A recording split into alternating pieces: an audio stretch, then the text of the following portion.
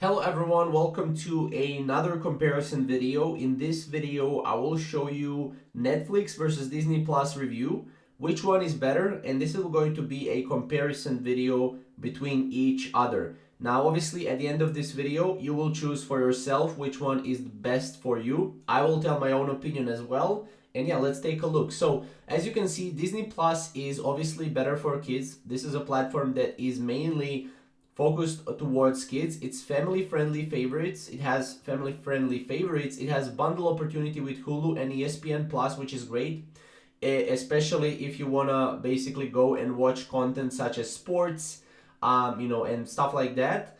There is a 4K and multiple streams included as standard, which is really great. But the con is that there is smaller content library. This is the downside.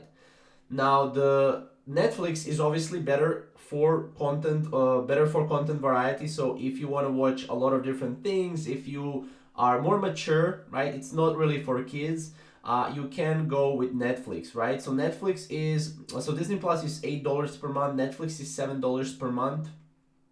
It has huge library of rotating content, noteworthy originals, and month-long trial period, which is great if you want to try it out. And their 4K and multiple screens are available only with upgrade. However, at $7 per month, it's really cheap what you're getting. So yeah, right here off the bat, we can see that Disney Plus is better for kids. It does not have a trial. It has a smaller content library, so that's why I think Disney Plus has a lot of downsides here on this particular comparison. Now, as you can see, both Disney Plus and Netflix are top tier streaming services, but if you have to choose one, you should stick with Netflix for now. It costs more, but it offers a significantly larger content library and wider variety of movies and TV shows.